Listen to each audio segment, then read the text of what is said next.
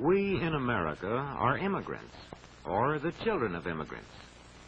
We are one people, but a people welded from many nations and races. People who came to America during a vast migration from Europe to other parts of the world. In this migration, millions of Europeans left their homelands to settle in new countries across the seas. Almost two-thirds of them came to the United States.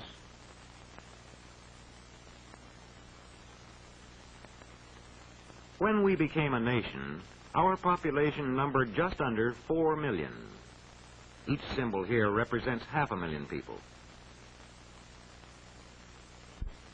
Most of our people were of British origin, but there were also Dutch and many Germans, as well as French, Spanish, a great many Negroes, and others. The era of the Great Migration from Europe began about 1820. During the following 70 years, immigrants came from Western and Northern Europe in growing numbers. The earliest waves brought people from Ireland and Great Britain, from Germany and nearby countries. Later, the Scandinavians joined the migration from the north and west of Europe. Then, in the 80s, from the south and east they came as the migration fever spread deeper into Europe.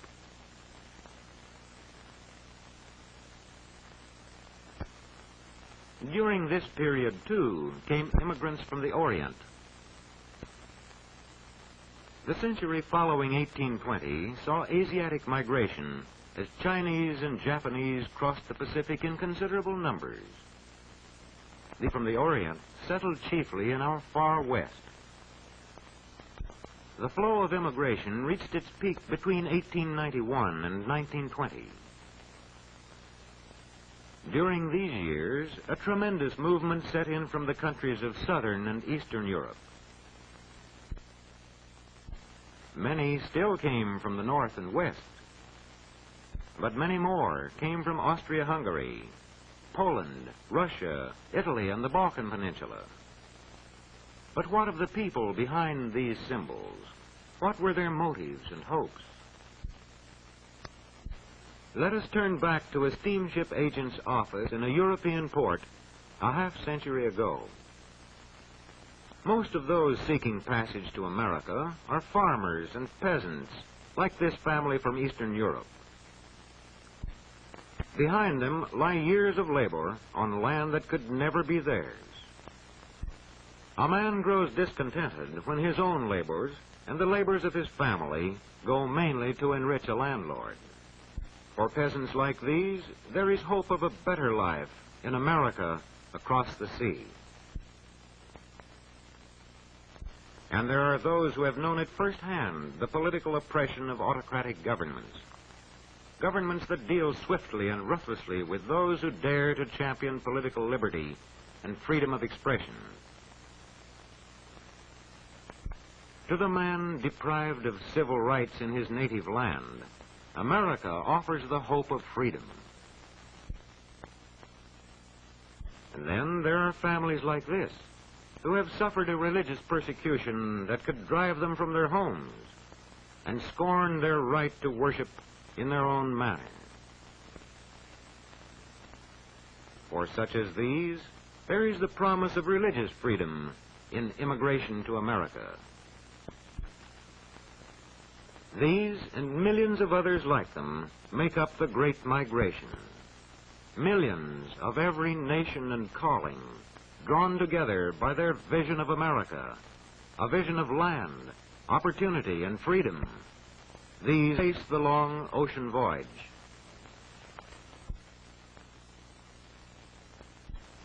Then, immigration gateways like Ellis Island and examination immigration officials.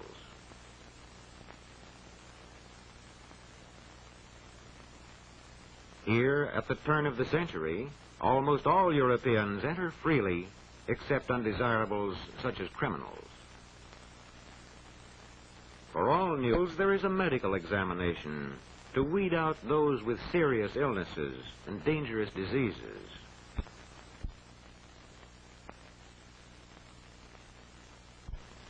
Many are rejected. Once in the new land, what lies ahead? These groups of Europeans that before 1890 spread rapidly westward to settle both on the farms and in the cities. By the year 1900, settlements of Germans were scattered widely from east to west. Scandinavians were grouped in the northern Middle West, and the Irish were largely concentrated in the northeast.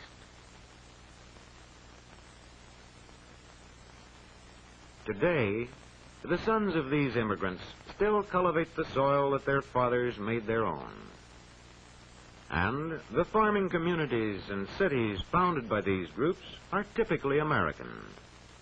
Here, there is little trace of the old world, though we find these communities still peopled by the children of these immigrants.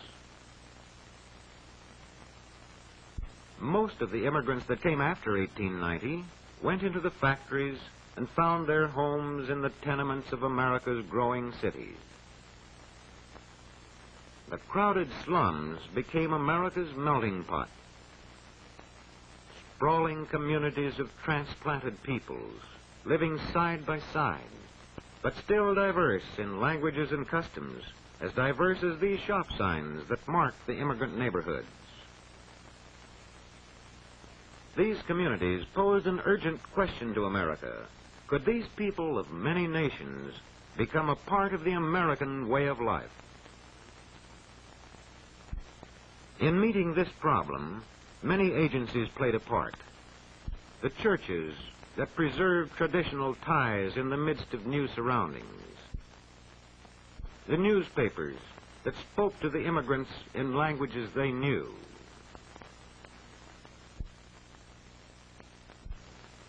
The trade unions that taught them to work together. These and other agencies drew into the larger community the stream of new arrivals. In 1924, a law was passed to restrict immigration from countries outside the Western Hemisphere. By this law, the number to be admitted henceforth was to be in proportion to the national origin of our country's population.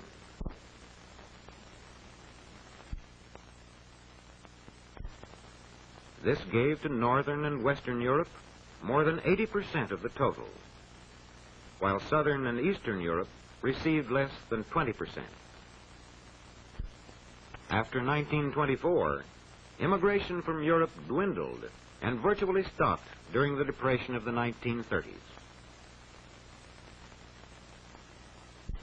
But immigration from our American neighbors went on. A century of immigration has brought in many people from Canada, and more recently, there has been a lively migration from Mexico, as well as from the Caribbean area.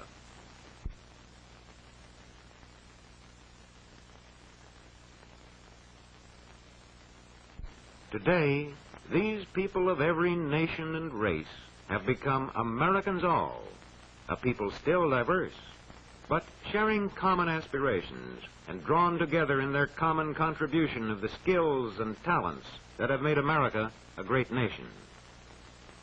The school has been a most important influence in the making of Americans. Here, the meaning of our country, its institutions, and its culture reaches the children of every community and race and origin. Here, too, the latest arrivals from abroad, young and old alike, have an opportunity to study the language and history of America. These people are preparing for an important step, admission to citizenship. Here, they come to testify to their fitness to become once and for all a part of the United States of America. Longs the promise of long ago. Send these, the homeless, tempest-tossed, to me. I lift my lamp beside the golden door.